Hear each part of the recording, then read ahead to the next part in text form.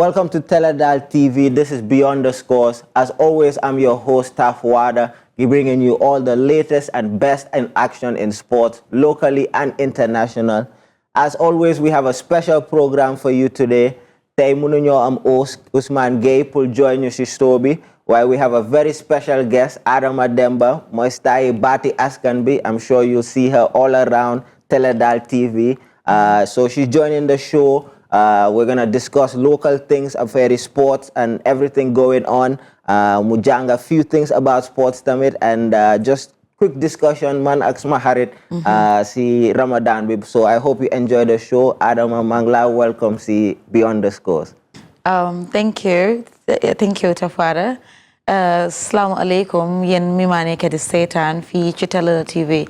And I'm so happy and glad tay fuma talk ni di waxtaan ak ki nga xamantene moy Tafwada Beyond the Sport mu nek programme bi nga xamantene is just so nice, so beautiful and extraordinary. So tay lu may def rek dama ñew pour waxtaan mom because man I'm a sport lover, but there is so many things that I don't know about sport and I'm willing to know about it, much about it. Te xam naa ne mom nanan la. So lu ñew def rek dama ñew di collect a few questions about the Gambian sports yu Mohammed, then mom mu wax mako because mom he's the king of sport.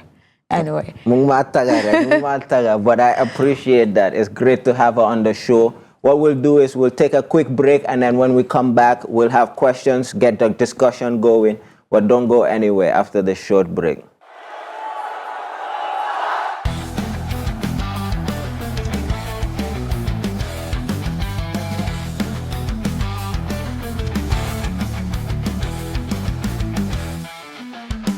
Welcome back on Teledal TV. This is Beyond the Scores, joined here by the lovely Adama Demba to talk all things sports going on. Adama, why don't you start? Like, mandama, Beyond the Scores, small lila, why you're like by here right now? I'm questions. So whatever questions we wanna, open it up just to dialogue and also talk about what's going on locally and just sports in general. Okay, so man, because most of the time, Gambian sports, especially when I'm a sport lover, but the Gambian sport, I feel it's very low because they say that international local sport but there is so much difference Gambia when it comes to the sport so I don't know what's the cause of it. So yo mi nga xamantene yaga nga sa sport judu nga sa sport yaro nga sa sport and you know sport kon yow lan nga fogne kon lolu mo waral lolu kon ñun suñ Gambian sports bi mu low to this level kon lan nga fog. Yeah, I mean, I think that there's a few things. First, munga wa very exposure be. Come so like when you talk to people, talent is there. There's so much talent in Gambia. There's so much talent in football, basketball, all of these sports. But sometimes, though they just chance people this guy. So because gisulo guy, they don't get to have a chance to them see tournament seeing or dinga dega century. All those things. So that's one of the problems. Yeneni, I think, is infrastructure around Gambian sports. Right. I think come GFF, youth and sports, they're trying to do a better job. Why compared to Yenen Dekai in the world, I feel like we're behind because soon youth be nakanende organize soon youth be pull guy muna continue pull develop.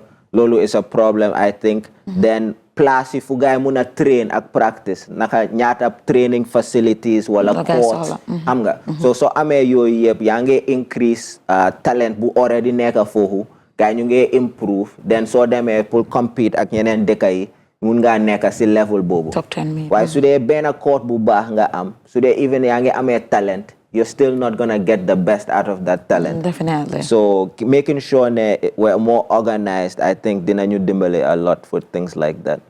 Okay, so Sikolulu, what's your favorite Gambian sport team and why? That's an interesting question.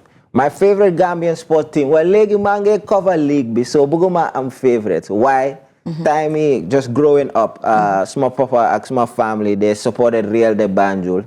So Real de Banjul was the team, my dad tam coach nafa. So the local leagues, the time you small new one, then them set on my dad. I'm a coach ak yooyu. So I always had a soft spot for Real de Banjul.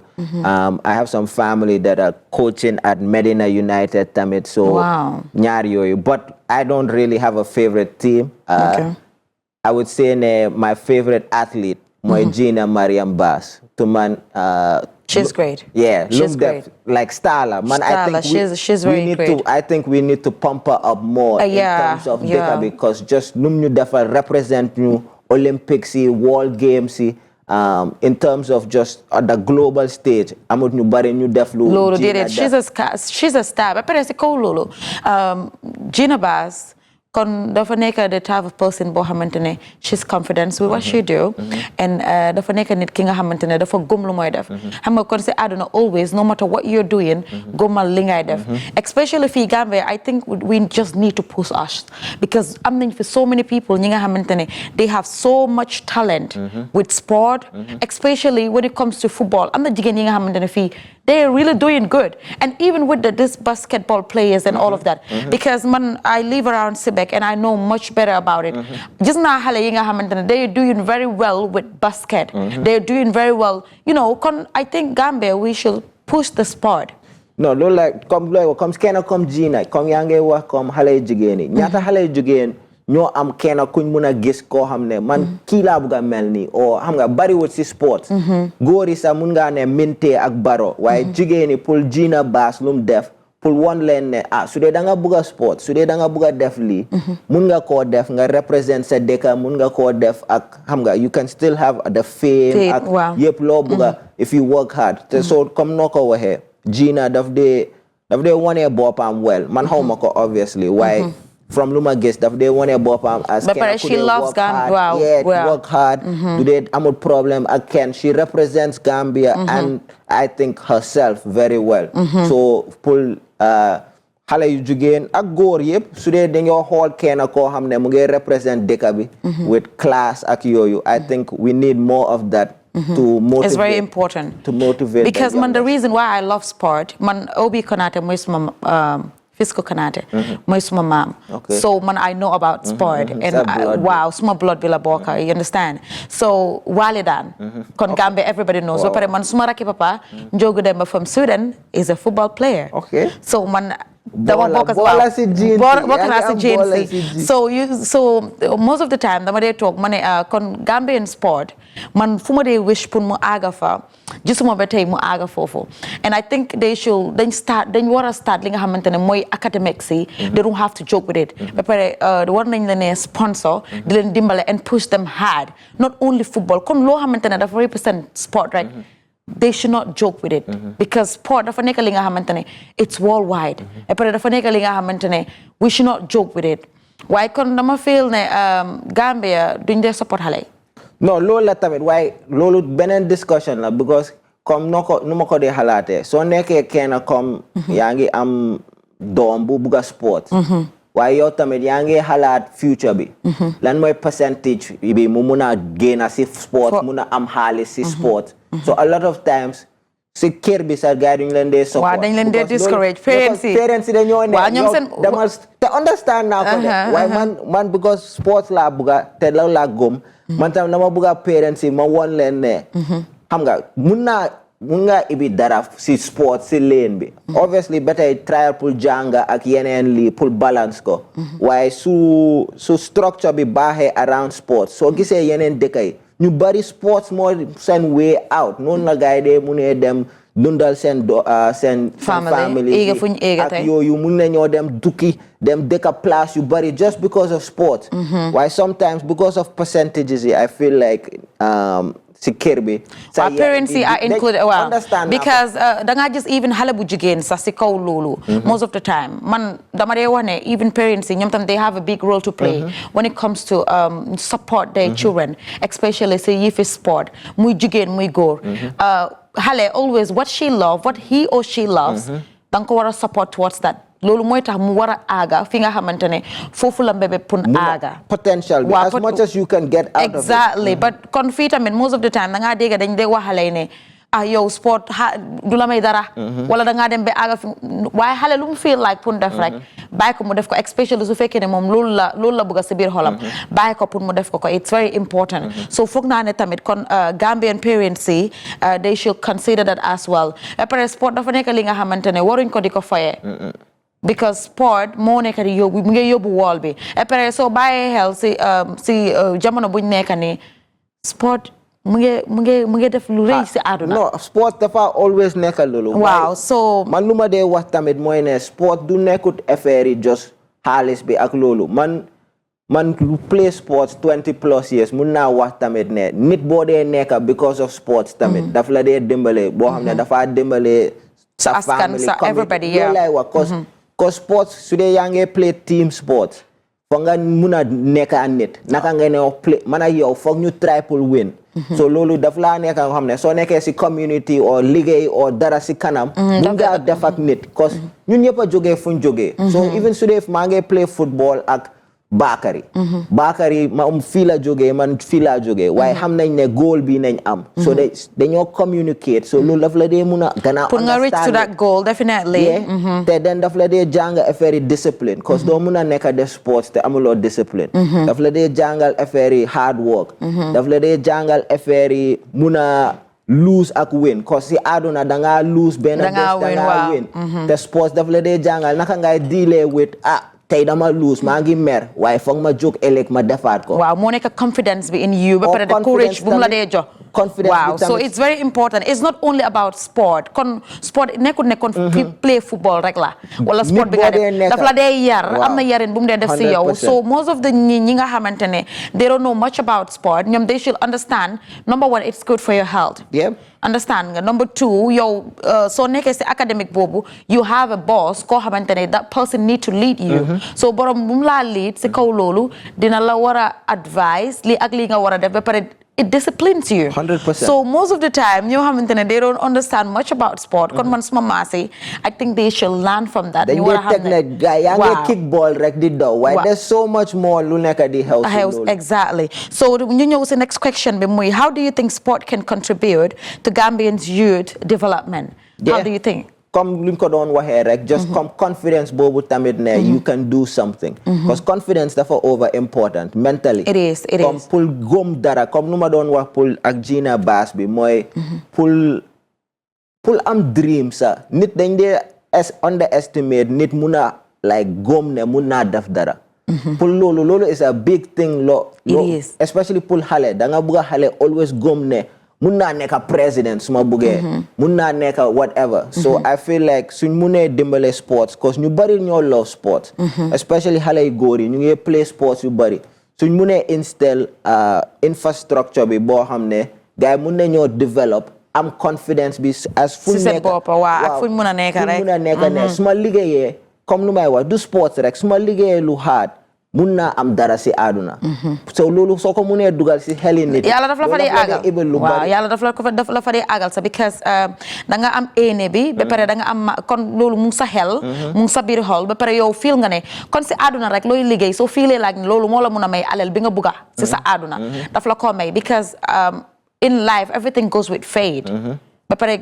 confidence in yourself comes from that experience exactly so nit ki the more tax man always dama dee wax nit ñi rek believe in yourself believe that you can do it no matter what situation you might be through waxal ne I can get over it and I can be more than what I am today so yow soo gëmee loolu rek so amee that confidence in you definitely dafa ñëw so it's very important 100%. So I think especially ñi nga xamante ne ñooy parents yi they should just encourage their kids ñoom pour ñu gën a góorgóorlu si li nga xamante ne mooy sport because dina leen dimbale tey dina leen dimbale ëllëg te yéen mi nga xamante ne tamit yéen ay parents yi di ngeen si jàngee lu bari kon di ngeen si njëriñoo lu baree bari ëllëg ak si biir 100% it is boobu tamit comme loo ko wax loolu twofold la so pour parents yi pour ñu support seen xale yi waaye tamit na su dee naka la youth and sports wala ñu create place loo xam ne parents yi mun nañoo trust tamit ne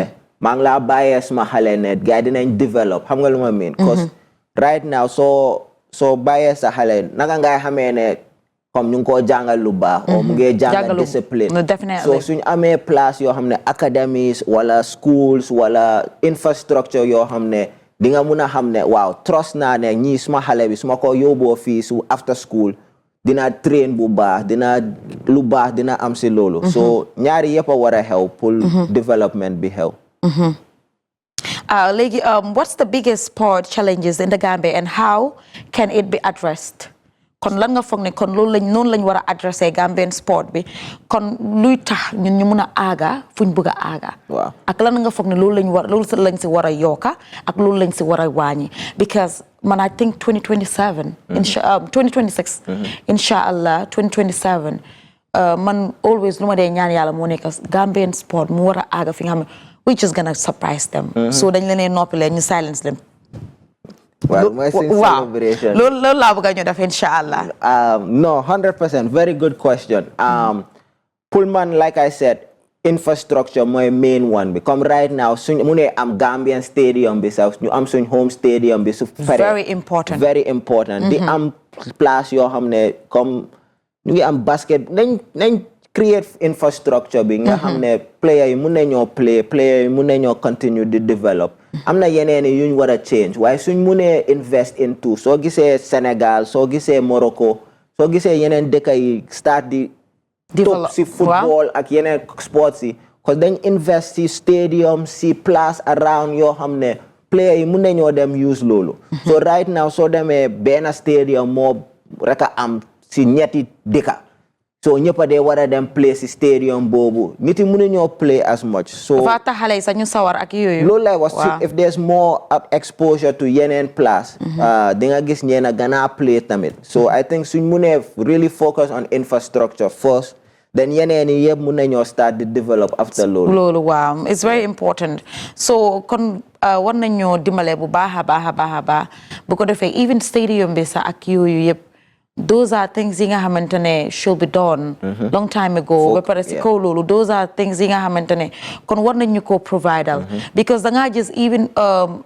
xoolal rek kon Gambian sport naka lañ dee lose because even ñun suñ boppa sax kon ñoom seen boppa bi nga xamante ne they represent us ñoom dañ dee down balaa gaay dee génn si dëkk bi non loolu yëpp confidence bi moo des ba pare si kaw loolu kon ñun Gambian si ñun we support our own thing understand nga ba pare ñun ñëpp bëgg nañoo aaga fi nga xamante ne mooy loolu but ñi nga xamante ne they at the back ñoom ñoo ñu war a consider understand they should consider us ba pare ñu make sure li nga xamante ne xam nañ ne loolu nekkul di yóbbu sport bi kanam ñu drop ko down man no 100% ñu drop ko down man ñu seet li nga xamante ne kon loolu moo mun a yóbbu sport bi mu mun a aaga fu mu war a aaga because I think Gambian sport, we can do better than this. So much better. We can do better than this. Because they have confidence in themselves.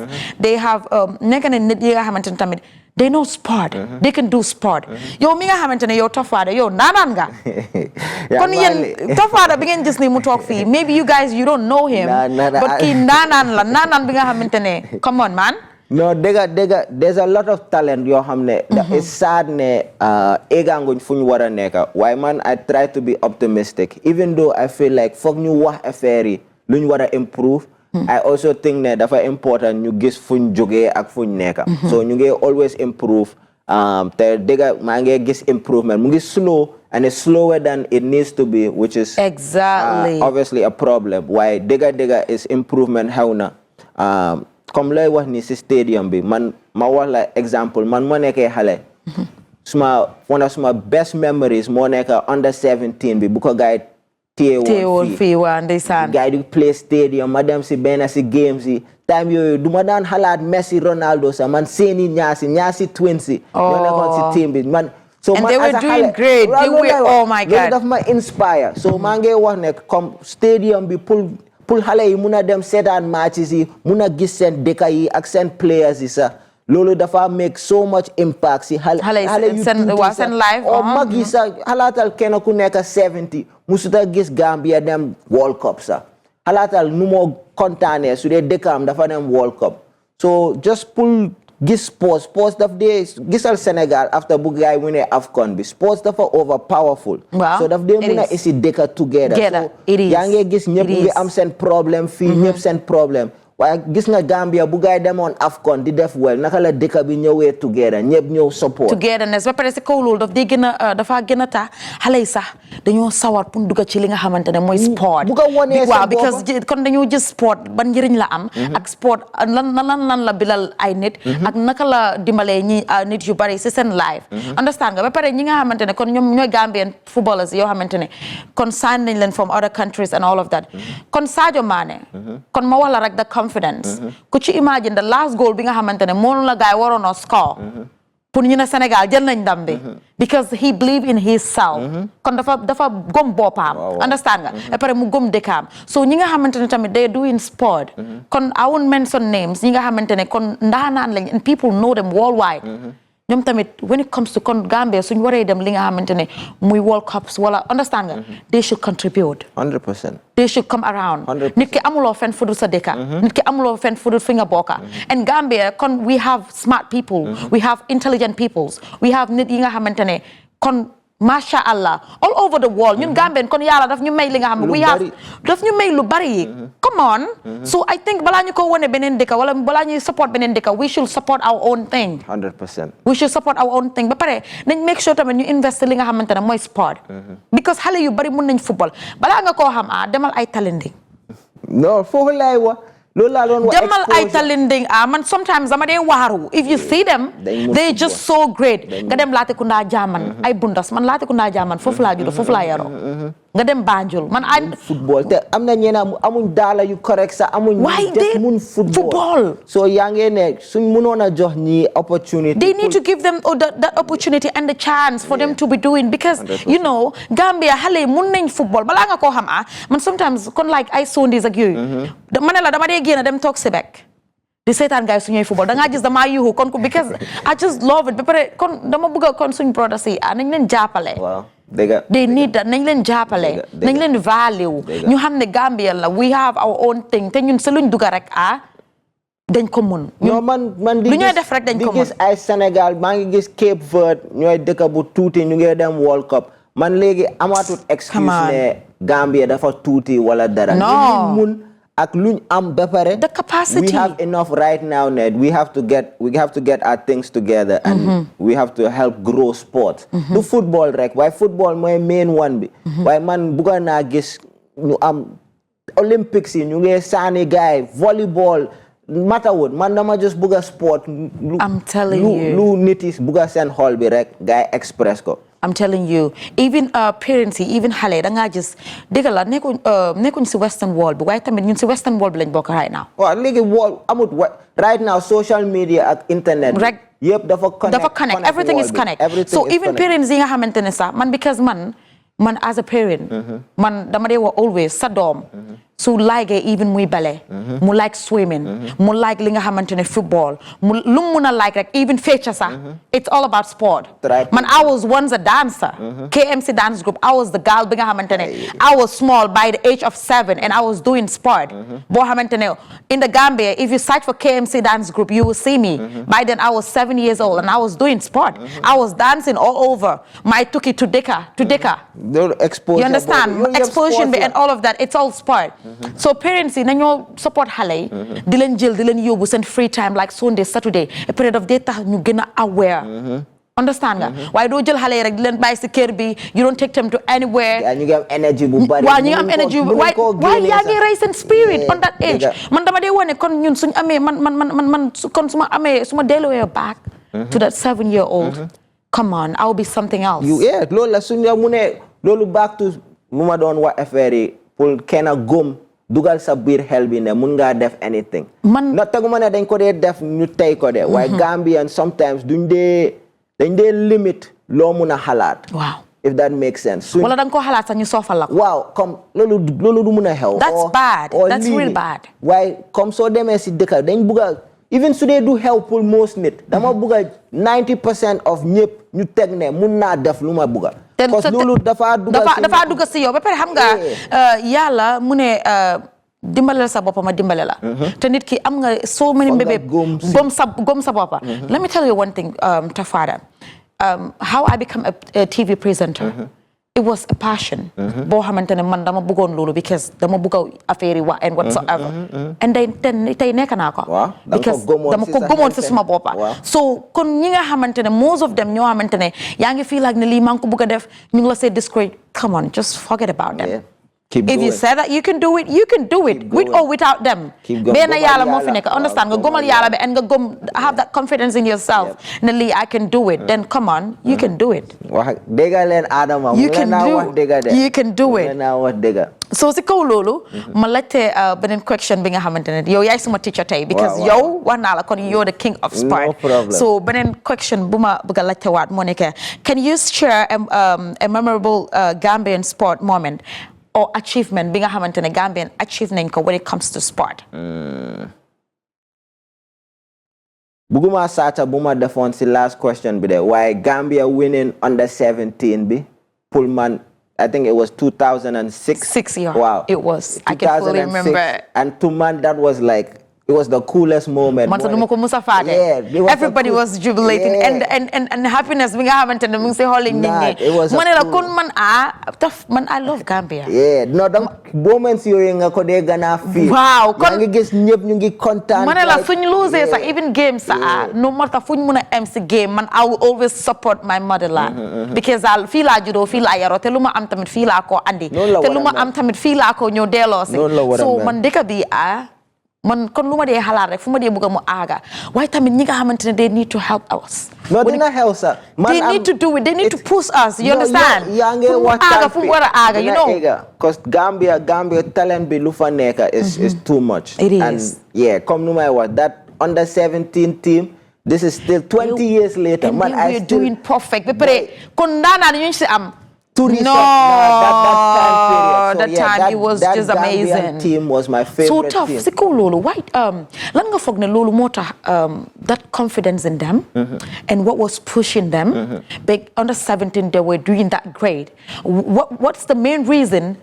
Lu tax they're not doing it anymore. Lan nga foog ne moo wàcce gaay.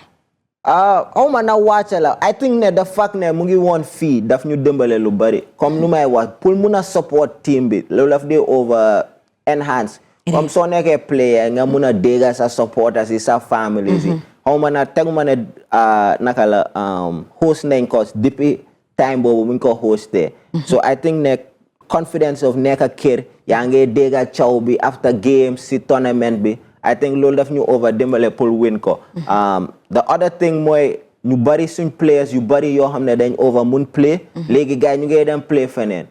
So right now ñu ngi am benn Spanish benn 16-year-old gars ñu ngi ne moo daaxa ndoo yëpp play Europe yëpp Gambian. Waaye Spain la moo playal because dafa demoon Spain a few years ago. Te because xam nga Gambia right now suñ stadium bi because things corrected fii. xam naa agents ami ak nit yu nekk di liggéey ak moom ñu ko wax ne demal Spain mu ngi lii so that's part of it because suñ player yu gën a money nekkuñ di play suñ dëgga so ñun foog ñu fix waaye what of xanaa kon daf dee nekk problème su fekkee ne when it comes to times of sport ak yooyu kon suñ waree dem play yi nga xamante ne muy kon World Cup wala mu nekk Cup of Nations and all of that kon lan moo tax ñoom duñ dee mën a ñëw join because man dama dee gis mun ngaa choose so because they just swing neighbors see. Wow. Swing neighbors see. They do that. Wow. All of them come together. No, Lola, why part of it more today infrastructure be bahut. So them right now, today danga neka let's say nga neka Senegal why yangi deka out. Why right now Senegal ñu def well ñu am infrastructure bi yow yangi halat sa career bi. Suma demee play Senegal batay maa ngi baax mun naa dem Cup of Nations World Cup waaye right now su dee yaa ngi Gambia waaye yaa ngi out dangaa ne right now gars yi xam nga stadium bi parewut gars yi duñ dee dem African Cup of Nations lu bari so yaa ngi xalaat ne maybe du baax pour sa carrière bi so ñun foog ñu def ko boo xam ne dañ suñ nit yi foog ñu bugg a am pride exactly because yow da ngaa gis ne Gambian footballer bu nekka ak loo mun a rëy ak loo mun a dem football all over the world come on fii nga juddoo Gambian la and they will always stamp you as a Gambian doo mun a daw even you can never loolu daf dee xaw even anglais yi seen nit ku ñuuli gars yi lose bu gars yi lose gars yi saaga leen ñu race nit yi duñ la musa doo mun a end of the day ba pare end of the day life goes on man no loolu dafa xew de but may wax mooy ne doo mun a daw foo jógee so even su dee dañoo playal Spain wala dëkk yi yëpp Gambian nga waaye nan nañ mun a def boo xam ne gars yi bugga ne ñoo play Gambia loolu mooy question bi exactly right now fuñ nekka ñu ngi in a place where xam ne foog ñu gën a organize because man tam understand naa ne su dee yaa ngi nekka 17 nga nekka agent danga WhatsApp client bi dafa lu baax pour sa career bi because sometimes soo ñëwee Gambia maybe duñ la fay or flights yi ñuy delay there's a lot of things lu mun a dem challenges right now maybe kenn dina la ne okay no playal pour dëkk bi instead even though I don't agree with it understand naa xalaat bi but I feel like foog ñu egg stage boo xam ne pride bi pour Gambia mu ngi fa te loolu man bugga naa isiwaat loolu in this media or any way that I can waaye teg naa ñëpp ñoo war a def loolu we have to come together as one because end of the day yow doo consider rek ne okay nga ne suma dégg la sa carrière is very important because fii soo xalaatee lu bari sax am na ñoo xamante ne kon doo bugga dellusiwaat si Gambian sport bi because da nga xalaat ne waaw jàppale wuñ ma woon dimbale wuñ ma woon but end of the day come on suñu dëkk la doo ko mun a waaw duñ mun a avoid loolu xaaral ma we'll take a quick break when we come back we'll wrap up here on Teledal TV Beyond the Scores with Adama Demba don't go anywhere.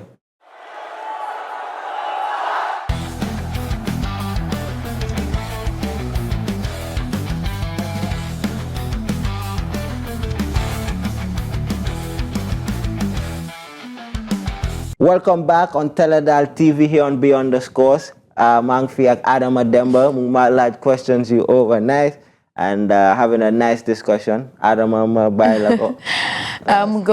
léegi ma la si li nga xamante ne mooy championship bi kon naka nga ko gisee ba pare kon who is your favorite team ba pare naka la nekk di demee right now. Okay so ñu xamut man sama favorite team mooy Manchester United. Right now ñu ngi def well ñu ngi win tuuti why right now it's between Arsenal and Man City in England in the English Premier League and then in Spain Real Madrid ak Barcelona but man yow da nga am favorite team. Yeah, Chelsea. Blue. Oh. Blue, I'm blue. No, blue. No, dinañ ko mën a recruit. So no, man Chelsea la man I'm blue. Chelsea. I'm dead blue. Waaw ñun léegi right now ñun ñoo raw Chelsea de. But amuñ si problème. Waaye meññ tuuti rek. Amuñ si problème. Wow. No, right now the league is getting very interesting because season baa ngee ñëw jersey. So yaa ngee ñëw am last part of Champions League ak Premier League. Man teg naa ne Arsenal ñooy win. Even though like Arsenal, teg naa ne Arsenal dinañ win Premier League bi and then si Champions League bi teg naa ne naa waa Bayern Munich ñooy win. Why? Because gars yi dañ ko gëj a win te yeneen teams yi yëpp teguma ne I don't amuloo confidence in them. amuma confidence si gars yi si yeneen teams yi and then right now Bayern seen attack bi they have a very clinical attack. Wow. Yeah. So Soma Ladon, that's who I would say. Wow. Why Adama Jerejef, thank you for joining us today on Beyond the Score. I liked your questions. I like talking about sports with you. Hopefully dinañ la gisaat si show bi. Inshallah. And man tamit kontaan naa trop because all the things that I need to know about sport leeral nga ma ko wax nga ma ko kon nu ma leen ko waxee rek he's the king of sport. Waaw tey moom dama kontaan masha Allah kontaan naa ba pare kon it's very important ñu discuss about sports ak yooyu and xam lan mooy problème si ak yooyu but kontaan naa trop and thank you so very much for having me today here. Definitely it's a pleasure man tam kontaan naa xam naa comme lu ma wax si intro bi ngeen seetaan Adama baati askan moom ak Hadi they do an amazing job ñoo gën a xam askan bi fii yëpp ñoo fi gën a best show around so continue to support leen thank you for tuning in ngeen continue to subscribe follow ñu on social media Instagram Twitter TikTok yeneen yi yëpp we appreciate all the support ñu sign out tey fii on Beyond the Scores Teledal thank you very much. Thank you.